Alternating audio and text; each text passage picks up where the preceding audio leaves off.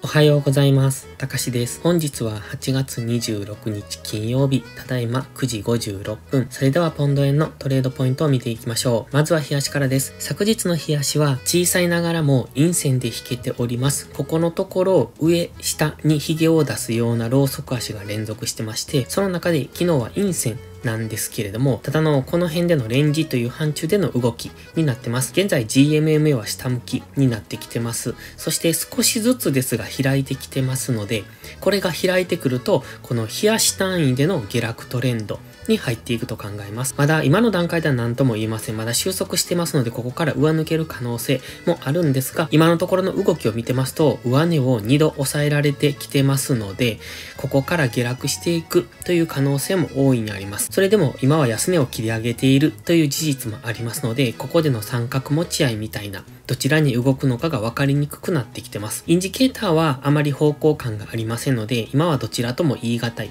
状態ですね。ただ GMMA を見てると、ここから下落していくのじゃないのかなという風には見えます。現在はこの白のボックスの中の下限付近にありまして、160円ぐらいっていうのが非常に硬いのが分かります。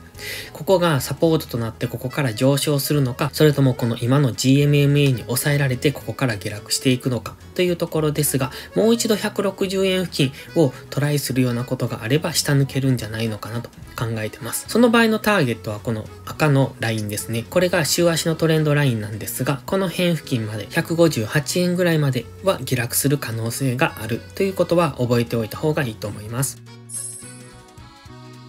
では4時間足です。昨日ちょっと見にくいんですが、すごく上髭下髭が出ているのがわかります。つまり乱高下をしているんですね。上がったり下がったりっていうのを繰り返してますので、トレード向きな相場ではないと思います。ただ、昨日も言いましたが、5分足などの短い時間足にしてするには問題ないのかもしれませんが、個人的にはかなりやりにくい相場だなとは考えてます。現在はこの赤のラインで囲まれたアセンディングトライアングルのようなものにも見えますし、ここをこのようにラインを引くと三角持ち合いにも見えるんですが、どちらにしても上の方は明確なラインが引けない。ただ、下に関してはこのように切り上げてきてますので、下がったところは買われやすいというところですね。そして現在はこの下のラインに近いところにいますので、下がったところは強く買い支えが行われている、そんな風に見えてきます。ただ4時間足でも GMMA は下向きというところで、その GMMA に抑えられて下落中。日足の GMMA もこの辺を通ってまして、4時間足の GMMA にも抑えられ、日足の GMMA にも抑えられというところで、基本的には下がっていきそうな雰囲気なんですが、ただこの下値もかなり硬いのがわかりますので、今はどちらに行くのかっていう様子見の段階ですね。4時間足のインジケーターもよくわからない動きをしているんですが、ストキャスティクスが高値圏に来たところからは基本的には下落傾向になっています。この動きですよね。昨日のこの動きは一応下落傾向なんですが、かなり上髭も出てまして分かりにくいなとは思います。ですので、これを見る限り4時間足単位でもトレードするのは難しいだろうということが分かりますね。ただ、基本的には GMMA が下向いてますし、今開いてきてますので、もう少し下落に加速がつくと、この GMMA が本格的に下を向いてくるんですが、今はこの状態ではこのまま横向いて、さらに収束してくる可能性もありますので、その辺が分かりにくいところですね。現在は160円ぐらいがサポートになって、そこに向けてじりじりと下げてはきてるんですが、ここ直近ではこの髭先で安値の更新ができなくなってますので、その辺は気になるところ。今は GMMA を見てるとまだ下がるんだろうとは思うんですが、インジケーターは方向感がない。そして下がったところでの反発の上昇がかなり強いので、このまま上抜けるっていうことも考えられますので、今はこの160円からここの上ですね、163.5 ぐらい、この辺でのレンジという風に考えてトレードするのが良さそうです。では1時間足です。とはいえ4時間足のその先ほど言った値幅っていうのは今ここ160円から 163.5 っていうのはここなんですよね。だからかなりの値幅があって今上に行く余力はかなりあるんですけれどもかなり上値が重いのもわかりますよね。ずーっと下げてきてますので、ただ今ここで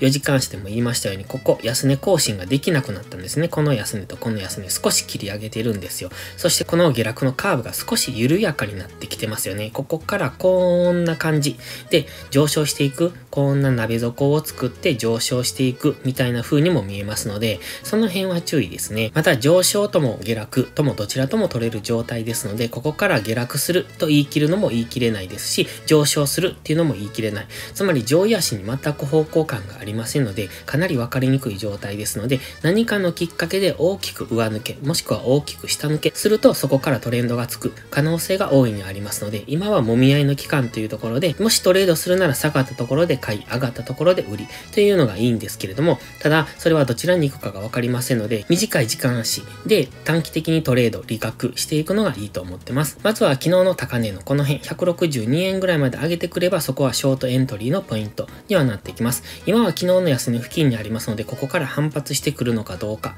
というところですね。本日は金曜日ですので、どのような動きをするのかっていうのが分かりにくくなってきてますので、今まで下落傾向であったものが金曜日は上昇傾向になったり、今まで上昇傾向であったものが金曜日は下落傾向であったりということが行われますので、その辺が分かりにくいので、無理してトレードをする必要はないと思いますが、今のところ基本的には横の動きをしてますので、下がったところで買い、上がったところで売りっていうのを繰り返すのがいいと思いますが、本日はいつも以上にトレードは慎重にしていくのがいいと思ってます。それでは本日はここまでです。今日も最後までご視聴ありがとうございました。たかしでした。バイバイ。